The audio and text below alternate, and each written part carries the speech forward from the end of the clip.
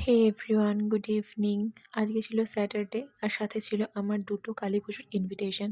তো সেই জন্য রেডি হয়ে আমি বেরিয়ে গেছিলাম, যেটা একটু দূরে ইনভিটেশনটা ছিল।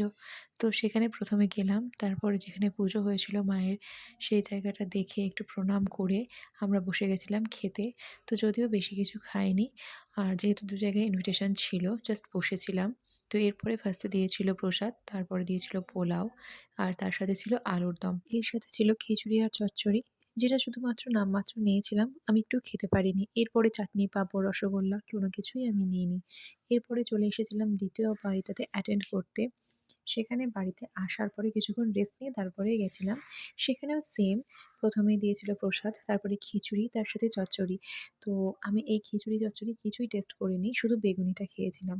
তারপরে খাওয়া শেষ করে আমরা কিছুক্ষণ বসে গল্প করে তারপরে চলে এসেছিলাম বাড়িতে।